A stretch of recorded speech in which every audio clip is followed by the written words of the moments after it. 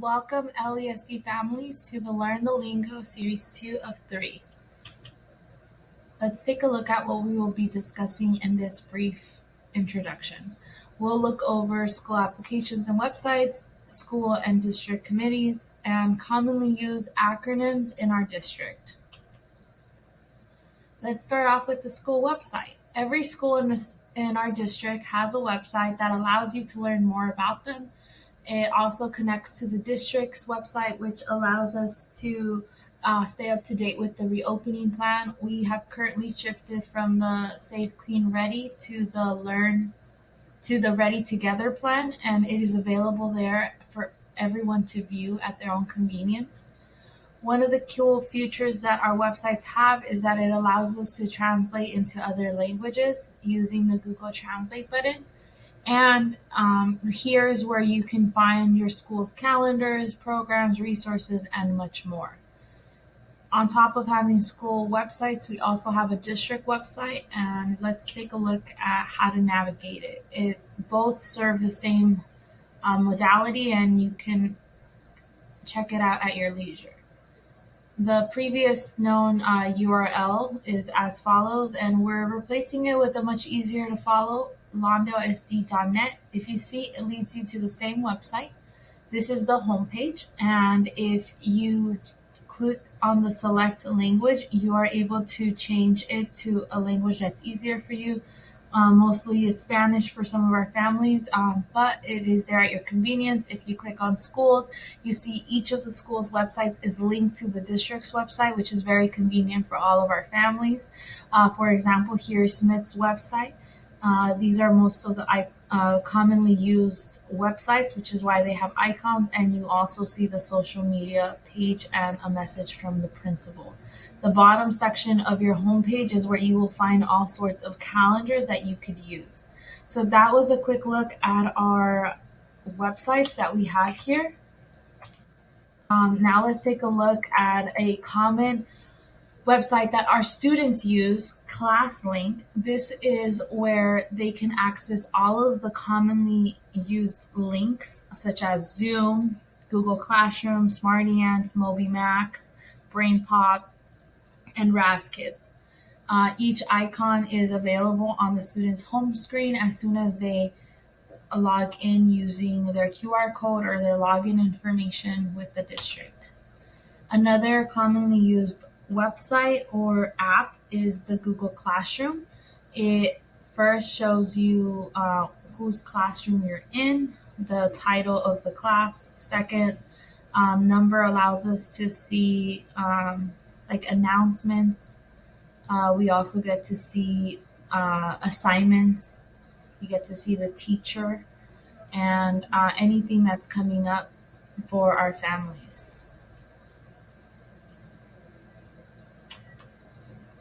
Next is Class Dojo, and this app, although sometimes teachers use it for students to share work through means of their parents, we also ask for families to stay connected. There's 3 easy steps, which is download the app, you sign up using a parent account, you create something using your email and a password you will remember, and then you enter your student's code, or you click on the link that your teacher has provided for you. Information on this can also be reached through your community liaison.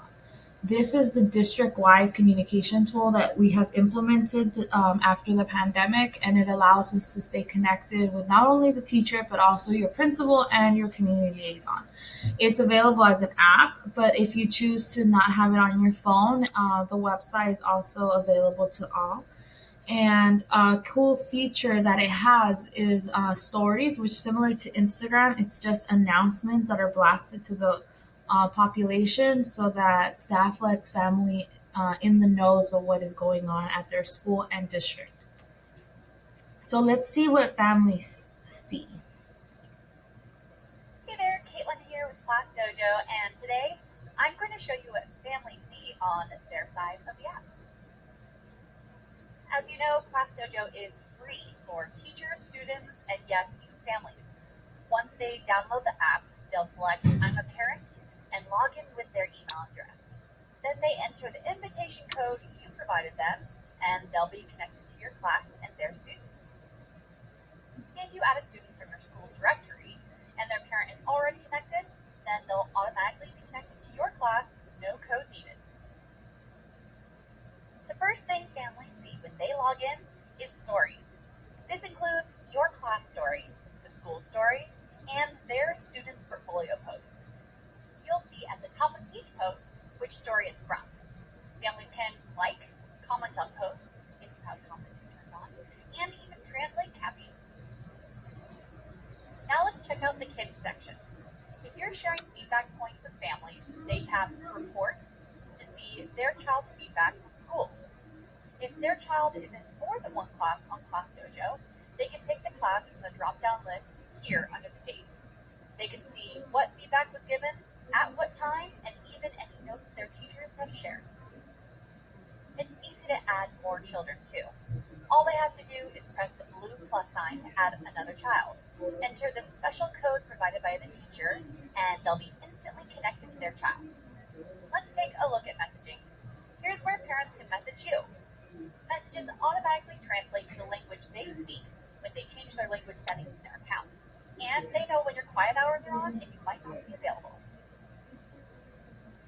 We've seen how you've transformed your classroom communities with positive feedback, and we want to let families bring some of that magic home. Something new they'll see this year is Class Dojo Beyond School. It's an amazing way to encourage positive behaviors, values, and skills at home. The best part is it's totally optional. Families can subscribe to give feedback points at home, set goals, and much more. The feedback points they give at home aren't shared with school. If they aren't subscribed to Beyond School yet, families will see a button to subscribe rather than feedback points appearing under their child's avatar. And remember, whether families subscribe to Beyond School or not, everything you've always loved about Class Dojo and relied on to create a classroom community is still 100% free for teachers, students, and families. Hey there, Caitlin here. So now that we have learned about Class Dojo, let's look at some of the committees that we have across our schools and our district. The first one being School Site Council. This is a school site committee, so every school in our district has one, and it is composed of parents and staff. There has to be the same amount of each group, so if there are 5 parents, there are 5 staff members, and this is to allocate appropriately the Title I money that our schools receive. This initiative is led by our principals, and the meetings are open to the public. Although only members can vote on site issues, everyone that is interested in receiving the information and staying up to date is more than welcome to attend. Something that the School Site Council works very diligently with is the single plan, which is a plan designed to improve student achievement. They analyze the performance over a certain set of time.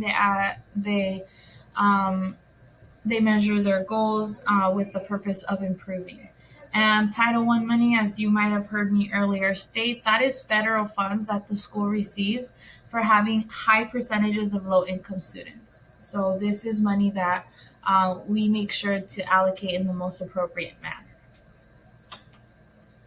Along with School Site Council, there is a district committee called District Parent Advisory Committee, where a member is elected from their school to attend these district committees, and it is led by parents, and they make decisions for district-wide services. On the image you see there, the most recent elected members, and they serve a 2-year term. So this is important. It is important that a member from each school site council attend so that their schools are also in the know of what's going on district-wide. However, it is encouraged that more parents attend, as these meetings pertain to all of our students here in the district. One cool feature about these meetings is that they are translated in English, Spanish, and Vietnamese. They're open to everyone in the public, and they're currently being held on Zoom, although when the situation permits, it will be also available in person. Another school site committee is the English Learner Advisory Committee. This is a committee composed of parents that have English learner students in our district, and their purpose is to help decide the best way to pass the English state test. These Students that we just mentioned, the English learners, are students that have more than one language at home and have not yet passed the state's proficiency test in the language of English. And that means that most of the times our English learners are bilingual and they do have an opportunity to reclassify, which is when they stop becoming an English learner. To do so, they must pass that test or the district's requirements for English learners. This committee leads us into our district English Learner Advisory Committee, which is composed of parents across the district that develop and revise the district's master plan for educational programs and services for English learners. It is encouraged that at least one member of each school attends and brings back the information to their school sites, although again, we would love to see more. As you can see on the image, there is 3 of our most current members. These terms are also 2 years, and they have the opportunity to back down if circumstances were to change. These meetings are also translated in English, Spanish, and Vietnamese at the same time. They are open to the public. They are recorded, and they are recorded on Zoom until further notice. Let's look at one of our parents from the team that says why it's important for all of you to participate as parents.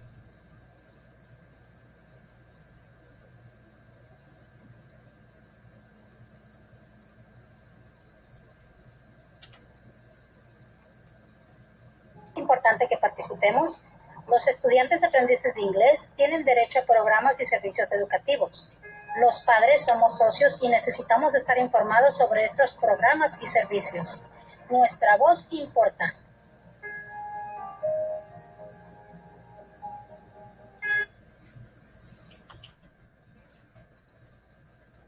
Awesome. So now let's move on to the DBAC and DLAC playlist. As mentioned previously, these are committees that are available from our district. And if you, for any reason, were unable to go in person due to the schedule, then you're more than welcome to view the recordings online on our YouTube playlist. You search for LASD YouTube, and there you find a playlist for each committee. And we encourage as many parents as possible to attend. Moving on, let's look at our African American Parent Advisory Committee. This committee is fairly new. The purpose of it is to provide a forum to hear and respond to the ideas of LASD African American families. It is created so that we close learning gaps between students of different circumstances so that everyone has the opportunity to build brighter futures. Our goal is really to empower the lives of all African families so that they know the skills and the knowledge necessary to advocate for high quality education for all of their children here in our district. Part of their role as a committee is to, or council, is to also develop resources to make sure that all of our students leave Lawndale being college and career ready. Every school wishes to have a PTA, or PTA stands for Parent Teacher Association. Most of our schools in our district have one of these nonprofit organizations. Their purpose is to deliver fun and engaging family events, raise funds for student enrichment, and help families support their child's education. And general association meetings for each school are open to the public, although only elected members may vote. It is a right of every parent that is in the school to know what they are doing, and even so more if you're a member and you paid your dues, so that you stay informed of how are they using your money. Moving on, we also have the Lawndale Ed Foundation. The Lawndale Ed Foundation is a nonprofit organization that receives donations, and they provide services such as Vision to Learn, where our students got free glasses. And we really encourage as many families as possible to donate and help make meaningful learning experiences for our students here in Lawndale. So some of the most common acronyms that we use in our district are as follows. You can take a look at these at your convenience, and you might have heard SPED, IEP, School Site Council, PBIS in the past, Ed Services, and wondered what it is. Well, here's a quick glance. I'll give you a minute. Now, moving on, you are welcome to review this slide later to review the definition of each one of these acronyms. We are going to move on to the last segment of the video, which is what can we do with what we learned today. We want all our families to participate in these committees. We want you to know what's going on with your students' education, stay in connection with our schools. So we encourage you all to just keep learning. It's a growing experience for us as staff members, for your students as they're here embarking in their educational journey, and for parents as you are collaborators in this process. Next segment, you will learn about how to navigate Gmail, our online application and forms, and also something very pertinent, which is our tech resources now that our schools have offered Chromebooks to every student and iPads. Thank you for joining us. We hope you enjoyed the opportunity. And if you have any more questions, please reach out to your school community liaison. Thank you.